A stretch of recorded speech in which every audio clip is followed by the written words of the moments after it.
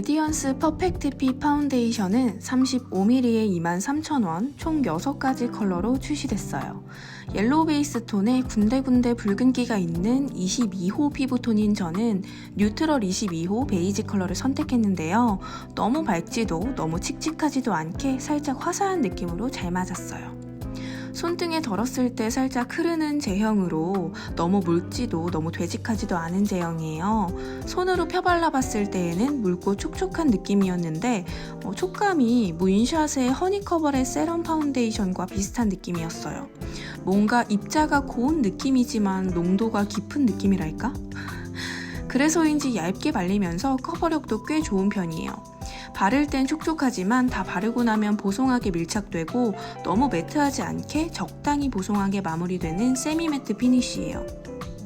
한겨울을 제외한 봄부터 가을까지 두루두루 잘 쓸 수 있을 것 같아요. 하지만 피부가 많이 건조한 악건성 분들은 건조하게 느껴질 수 있기 때문에 사용 전에 기초 케어를 탄탄히 해주셔야 할 것 같습니다. 저는 납작 브러쉬를 이용해서 도포해준 뒤 미샤 퍼펙트 블랑 퍼프로 두드려 밀착시켜줬는데요.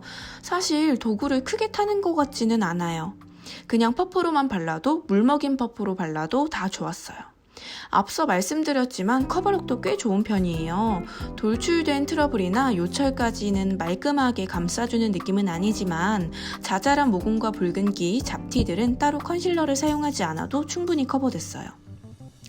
얇게 발리는 세미매트한 제품이라 그런지 밀착력도 좋은 편이에요.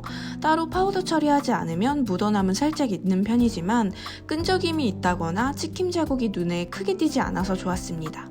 그리고 같이 출시된 미샤 레디언스 퍼펙트 피 쿠션 4컬러에 20,000원으로 출시됐고요. 쿠션은 22호가 따로 없어서 바닐라 컬러로 택했어요. 쿠션과 파데 컬러가 미묘하게 차이가 있고 쿠션이 좀 더 자연스럽게 나온 편이라 매장에서 테스트해보시는 걸 추천드려요. 내장 퍼프가 보들보들한 느낌은 아니고요. 매끈한 느낌에 더 가까웠고 크기가 큼직해서 호다닥 펴바르기 편했어요. 하지만 저는 손이 좀 작은 편이라 손에 착 감기는 느낌이 들지 않아서 그 점이 살짝 불편하더라고요. 내용물이 굉장히 많이 묻어나오는 편이라서 양 조절이 어려울 수 있어요. 처음부터 꾹 누르지 말고 퍼프 끝부분만 살짝 쿵 대준다는 느낌으로 소량씩만 얹어서 발라주어야 합니다.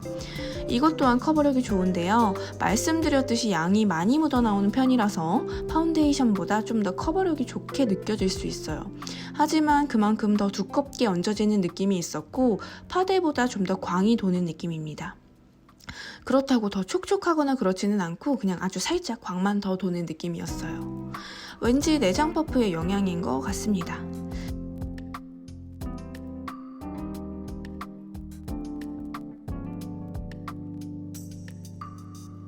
그리고 파운데이션보다 밀착력은 떨어지는 편이에요. 묻어남도 더 많았고 찍힘 자국도 눈에 더 띄는 편입니다. 두 제품의 지속력을 살펴볼게요. 전반적으로 마스크가 많이 닿는 부분인 코와 옆볼 쪽에 묻어남이 있었고 특히 많이 닿는 코 부분이 잘 지워지기는 했어요.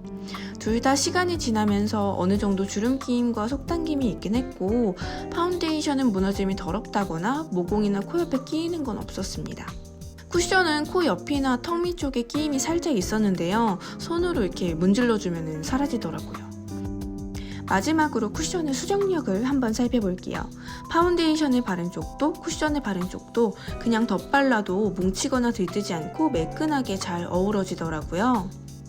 하지만 두껍게 얹어질 수 있기 때문에 수정할 때에도 양이 많이 묻어나지 않게 소량만 묻어나게끔 살짝만 눌러주셔야 해요. 쿠션과 파데 중 뭐가 더 괜찮았냐고 물으신다면 저는 파운데이션이 더 잘 맞았습니다. 오늘 제가 준비한 미샤 신상 파데의 비교 영상은 여기까지고요. 영상이 도움이 됐다면 좋아요와 구독하기 잊지 말고 눌러주시고 궁금한 점은 댓글 남겨주세요. 더보기란도 잊지 말고 체크해주시고요. 그럼 우리 다음 영상으로 또 만나도록 해요. 안녕.